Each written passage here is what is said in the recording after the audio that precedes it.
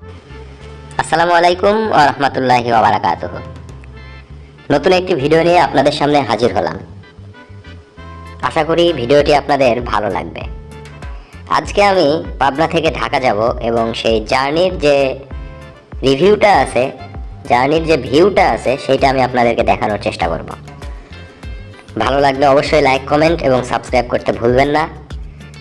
পাশে থেকে সবসময় সাপোর্ট দিবেন এই আশা করি আপনাদের কাছ থেকে। এই মুহূর্তে আমি আছি পাবনা শহর টার্মিনালে এবং আজকে আমার যাত্রার সঙ্গী হিসেবে থাকবে সিলাইন পরিবহন।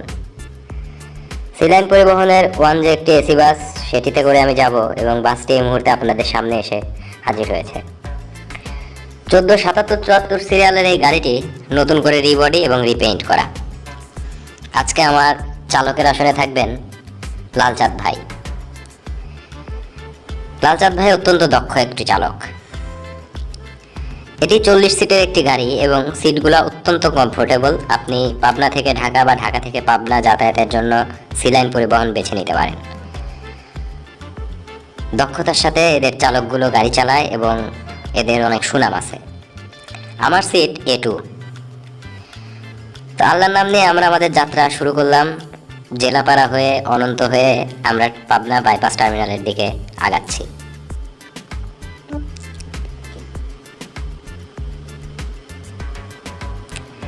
ধীরে ধীরে আমাদের গাড়ি চলে আসে পাবনা বাইপাস টার্মিনালে।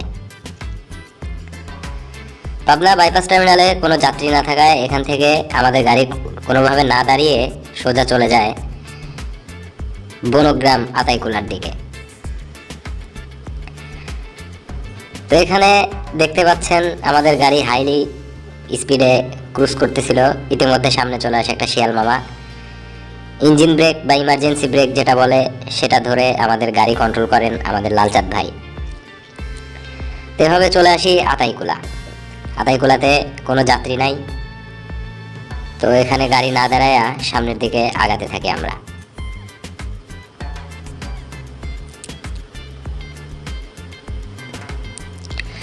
আতাইকুলা পার হয়ে চলে আসি বনগ্রাম বাজারে।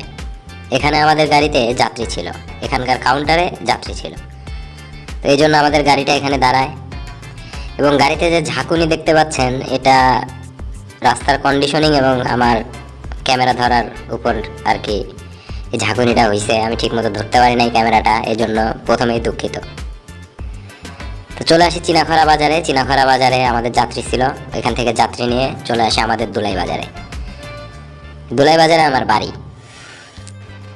আমি শুধুমাত্র এই বাসের যে ব্লগ ভিডিও যেটা আর কি, এটা করার জন্য দুলাই বাজার থেকে না উঠে আমি পাবনা শহর টার্মিনাল থেকে বাসে উঠি। তো আমাদের বাজার পার হয়েই আমরা দেখা পেয়ে যাই নবীন বরণ, যেটা বরিশাল কুয়াকাটা থেকে আসে ওয়ানজে গাড়ি। তো নবীন বরণকে অনায়াসেই ওভারটেক করে আমাদের গাড়ি সামনের দিকে আগাতে থাকে। দেখতে থাকুন।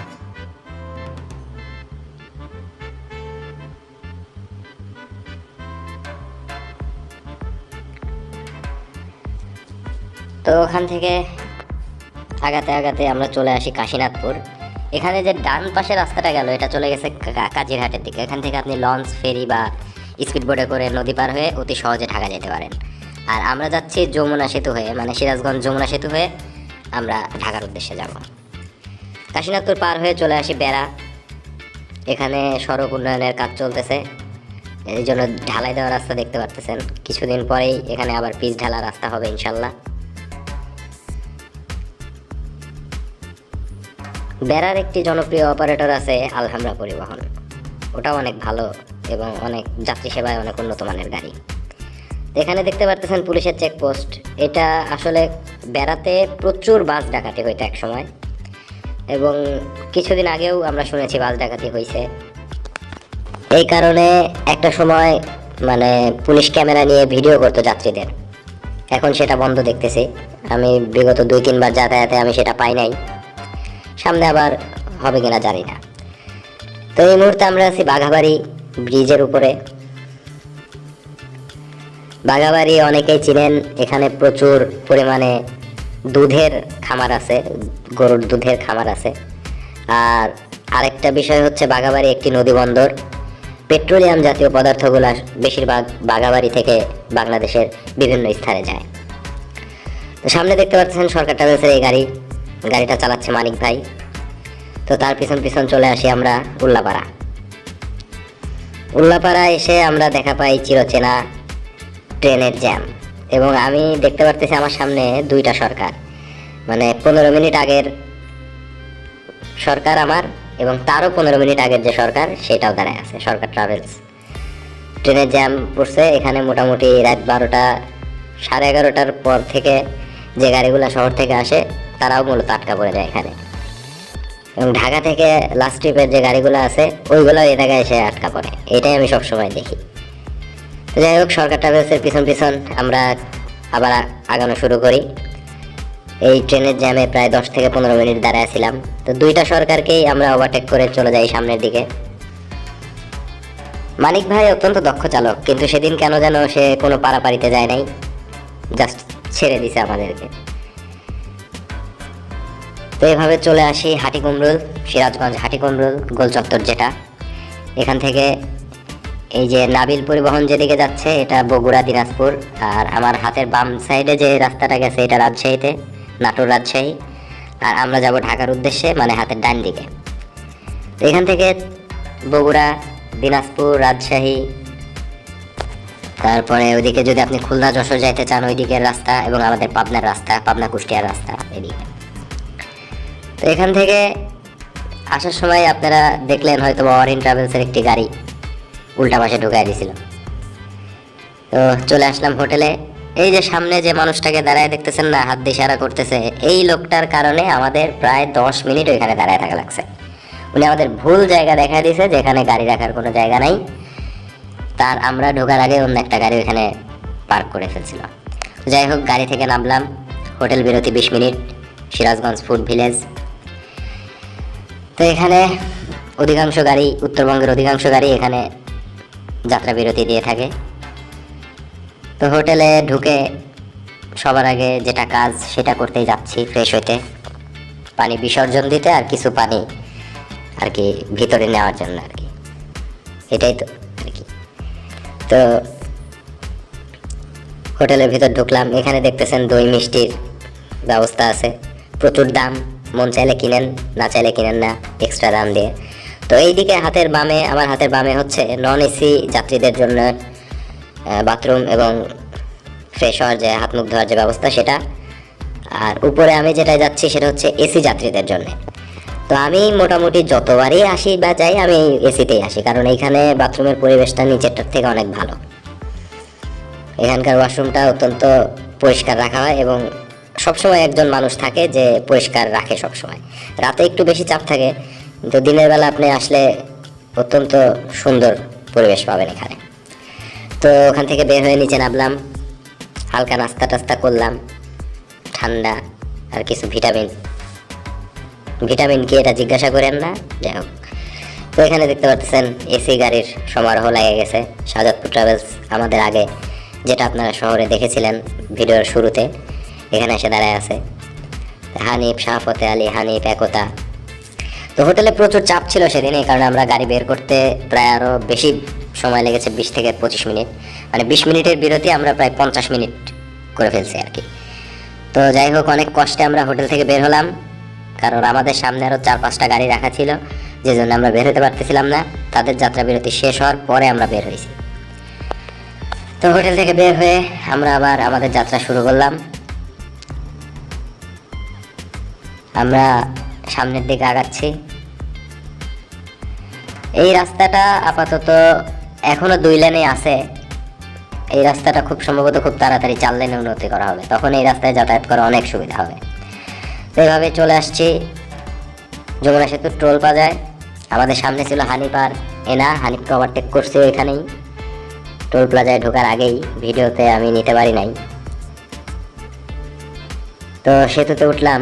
সেতুতে নতুন কিছু আপনাদের দেখার নাই, আমি এই ট্রেনটা যাইতে দেখে ভিডিও করতেছিলাম আর কি। এছাড়া সেতুতে ভিডিও করার কোনো কারণ নাই, কারণ বহুত দেখছেন আপনারা, আমি জানি। যমুনা সেতুর ভিডিও দেখতে দেখতে আপনাদের আর দেখার ইচ্ছাই নাই। তো এই পাশে এত আলোকসজ্জার কারণ এখানে নতুন রেল সেতু হচ্ছে। তো এভাবে এনার পিছন পিছন আসি। তারপর হঠাৎ করে সার্ভিস এত ভালো দেয় না, সে পোকে যাত্রী নেওয়া শুরু করে দিল। তো যাই হোক, আমি বলবো না যে আমাদের গাড়িও খুব সার্ভিস ভালো, তারাও পোকে যাত্রী নেয়। সি লাইনের হঠাৎ করেই, আগে এরকম দেখতাম না। আমি প্রায় 5-6 বছর সি লাইনের রেগুলার যাত্রী। রেগুলার বলতে আমি ঢাকা গেলে আমি সি লাইন ছাড়া যাই না। আর আগে নাইট স্টার ছিল, নাইট স্টার এখন নাই। তো সি লাইনের সহ এবং সি লাইন সহ প্রায় প্রত্যেকটা গাড়ি পোকে যাত্রী নিয়ে দেয় এবং অধিক পরিমাণে যাত্রী নেয়। 1-2টা মেনে নেওয়া যায়, 5-7টা তো মেনে নেওয়া যায় না। তো আমি বলবো যে মালিক পক্ষের যদি কেউ এই ভিডিওটা দেখে থাকেন, এই সব বিষয়ে আপনারা একটু সচেতন হবেন। নাহলে আমরা যারা সবসময় সি লাইন পরিবহনে যাতায়াত করি তারা আর এই পরিবহন বেছে নিব না। তো অনেক কথা বলে ফেলছি, এর মধ্যে অনেকগুলা গাড়িও ওভারটেক করে চলে আসছি আমরা। আমাদের লালচাঁদ ভাই খুব ভালো ড্রাইভিং করতেছিলেন এবং অনেকগুলা লোকাল বাস আর কি উনি ওভারটেক করে চলে আসছেন। তো এখানে 4 লেনের রাস্তা হওয়াতে মানে হাত খুলে ড্রাইভিং করা যায়, যেটা বলে চালকরা খুব সুন্দরভাবে ড্রাইভিং করতে পারে। কিন্তু ওয়ান জে গাড়ির যেটা সমস্যা, যেটা দুর্বল ওয়ান জে গাড়ি, সেই বৃষ্টি আমাদের সামনে হাজির। শ্যামলী হুন্দায়ের পিছন পিছনে আসতেছিলাম অনেকক্ষণ যাবত এবং বৃষ্টির মধ্যে ওয়ান যে দুর্বল এটা ঠিক আছে, কিন্তু শ্যামলী হুন্দায়ও যে বৃষ্টিতে দুর্বল এটা আমি ভাবতে পারি নাই। আমি এবং আমার চালক দুইজনই এটা নিয়ে কথা বলতেছিলাম। তো ইতিমধ্যে পেয়ে গেলাম নাবিল পরিবহন, উত্তরবঙ্গের কিং। সে তাকে ওভারটেক করে আমরা আবার সামনের দিকে আগাচ্ছি। ভিডিওটা আমার ইউটিউব চ্যানেলে দেওয়া আছে নাবিল ওভারটেকের, যদি দেখতে চান তাহলে ডিসক্রিপশনে লিঙ্ক দেওয়া থাকবে, সেখান থেকে দেখে নেবেন। তো সামনের দিকে আগাতে আগাতে আরেকটি এনা, এটাও আমরা অনায়াসে ওভারটেক করে সামনের দিকে চলে যাই। এনার এই উত্তরবঙ্গের গাড়িগুলো বেশিরভাগ সম্ভবত 80তে স্পিড লক, এই জন্য এরা বেশি একটা টানে না। তাছাড়া তো আমি কারণ বুঝি না। সুপারসনির 1J AC, এটিকেও আমরা খুব সহজে ওভারটেক করে সামনের দিকে চলে যাই।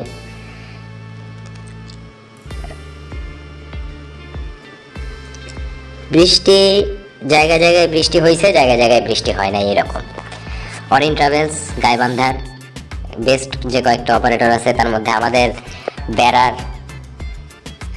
আলহামরা পরিবহন এবং অরিন নাম করা। তো সামনে আমাদের সবার বৌদি, শ্যামলী বৌদি, সে অনেক খেলাধুলা দেখাইছে সেদিন। ভিডিও দেখতে চাইলে ডিসক্রিপশনে লিঙ্ক থাকবে, দেখে নেবেন। যে আর কেউ অনায়াসেই ওটি দিতে সক্ষম লালচাঁদ ভাই। এখন বৃষ্টি নাই, তারপরেও যে গ্লাসের উপরে যে পানিটা দেখতে পাচ্ছেন, আমাদের গাড়ির আমার বাম পাশের যে ভাইজরটা আছে ওইটা নষ্ট। শুধুমাত্র ড্রাইভারের সামনের যে ভাইজরটা আছে ওইটা চলতেছে, এটা চলতেছে না। তো এই কারণে আমি হাত দিয়ে একবার মুছে নিয়েছিলাম একটু, কিন্তু পরে আর সেটাও করা হয় নাই। তো যাই হোক, এইভাবে লোকাল গাড়ি ওভারটেক দিতে দিতে আমরা সামনের দিকে যাচ্ছিলাম। বৃষ্টির কারণে গতি যদিও বা একটু কম, কিন্তু সারা রাস্তায় লালচাঁদ ভাই 90-এর উপরেই বেশি আর কি আসছেন। 100 পার হয়তো একবার দুইবার উনি করছেন, কিন্তু 90, 95, 100 এটাই ছিল তার অ্যাভারেজ গতি। তো আমরা এই মুহূর্তে তয়েজের ওভারটেক করে চলে আসলাম সামনের দিকে। আমার সামনে আছে হানিফ আর একতা। তো সেদিন হানিফ পরিবহন ভালোই খেলাধুলা করছে, অনেকক্ষণ হানিফ পরিবহনের সাথে দৌড়াইছি আমরা। অবশেষে হানিফকে আমরা ওভারটেক দিতে সক্ষম হই। সেই ভিডিও ডিসক্রিপশনে দেওয়া থাকবে লিঙ্ক, আপনারা অবশ্যই দেখে নেবেন। এই যে রাস্তার ডান পাশ দিয়ে একতা চলে গেল মহাখালীর দিকে, সে উত্তরা মহাখালী যাবে, আমরা যাচ্ছি গাবতলী টেকনিক্যালের দিকে। এই চন্দ্রামোড় থেকেই উত্তরা মহাখালী এয়ারপোর্ট এবং গাবতলী টেকনিক্যাল সাভার রোড আলাদা হয়েছে। এখানে আমাদের যাত্রী ছিল, সেই সাথে হানিফেরও যাত্রী ছিল। যাত্রী নামায় আবার হানিফের পিছন পিছন চলতে শুরু করি আমরা। হানিফকে অনেকক্ষণ ধরে দৌড়ানির পরে ওভারটেক দিতে সক্ষম হয় লালচাঁদ ভাই। তো হানিফকে উঠি দিয়ে আবারও সামনের দিকে আগাতে শুরু করি। এখানে কিছু লোকাল গাড়ির সাথে দেখা হয়ে যায়, সেগুলাকে ওভারটেক করে আমরা জাহাঙ্গীরনগর ইউনিভার্সিটি যে এলাকা সেটা পাড়ি দিয়ে চলে আসি সাভার ক্যান্টনমেন্টের সামনে। দেখতে পারতেছেন ক্যান্টনমেন্টের গেট, শহীদ আব্দুর রফ যে সড়ক বা গেট ওইটা। তো এইভাবে আগাতে আগাতে স্পিড ব্রেকারে এসে আমাদের গাড়ি স্লো করে এবং সাই করে বাম পাশ থেকে একটা শ্যামলী পরিবহনের গাড়ি আমাদের ওভারটেক করে চলে যায়। তো এই যাত্রাপথে প্রথম একটা ওভারটেক খেলাম। যাই হোক, এটা কোনো বিষয় না, কারণ যাত্রাটা সেফ হওয়াটাই সব থেকে বড় কথা। তো এখানে এসে হালকা একটু জ্যামের দেখা পাই। প্রথমে বুঝি নাই, আমি চালককে বললাম উস্তাদ বামে দিয়ে নেন, বামে ঢুকান আর কি। সে বামে ঢুকাই দিছে, কিন্তু পরে দেখি আর কি র্যাব এই ন্যাশনাল ট্রাভেলসের এই গাড়িটাকে আটকায়া চেকিং করতেছে। তো আমাদেরকে সামনে যাইতে দিতেছিল না, এখানে গাড়িটা দাঁড় করায় রাখলো। তো প্রায় 10 মিনিটের মতো আমরা এখানে আটকাছিলাম। আমাদের ডান পাশে যে গাড়িগুলো ছিল সেগুলোও বের হয় নাই, রাস্তা ফাঁকা থাকার পরেও বের হইতে দেয় নাই, কারণ সবাই মানে মূলত সবাই ভাবছিল যে হয়তো সবারই চেকিং করাবে।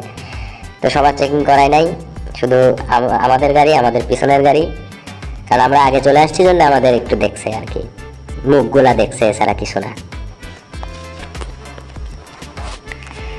তো ওখান থেকে বের হয়ে সামনের দিকে আগাতে থাকি। আবার রাস্তা একদম ফাঁকা।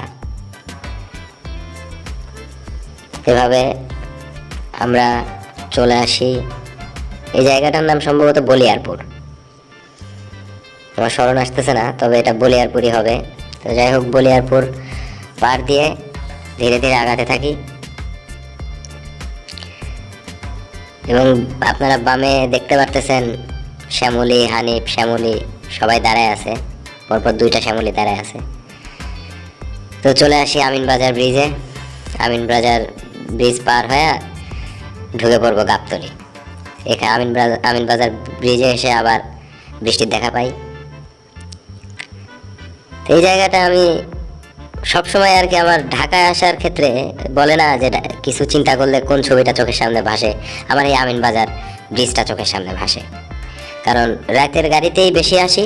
আর এই যে প্রচুর লাইট আপনারা দেখছেন, প্রচুর লাইট দেখা যায় ব্রিজের উপর থেকে সামনে, এই লাইটের আলোটা আর কি আমার সবসময় চোখে লেগে থাকে। তো চলে আসছি টেকনিক্যাল, আমাদের শেষ গন্তব্যস্থল। এখানে ট্রাফিক পুলিশরা আজব আর কি, কারণ ভোরবেলা কেউ থাকে না, তখন এই যে ডান পাশের যে গাড়িগুলো দেখতেছেন এদের কাছ থেকে 10 টাকা 20 টাকা নিয়ে ওইখান থেকেই ইউটার্নটা নেওয়ায়, কিন্তু ওইখান থেকে ইউটার্ন নেওয়ার কোনো সুযোগ নাই। আমাদের চালক সাহেব বললো না, এইভাবে যাব না, আমরা বাংলা কলেজের সামনে থেকে ঘুরে তারপরে আবার টেকনিক্যালে যেটা খালেক পাম্প, সেই পাম্পে ঢুকবো। তো বাংলা কলেজের সামনে থেকে আমাদের গাড়ি ইউটার্ন নিল, এখান থেকে ইউটার্ন নিয়ে সোজা চলে যাব পাম্পে, সিলাইন কাউন্টারের সামনে, ওখানেই সব গাড়ি রাখা হয় সিলাইনের।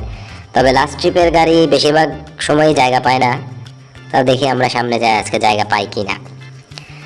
তো সেই একই জায়গায় আবার আসলাম ঘুরে, হয়তোবা ট্রাফিক পুলিশকে 20 টাকা দিলে সে এখান থেকে ঘুরায় দিত গাড়িটা, আমাদের আর এতটুকু ঘুরে আসা লাগতো না, কিন্তু সেটা আইনের বহির্ভূত হইতো এবং সচেতন নাগরিক হিসেবে এটা করা কখনোই উচিত না।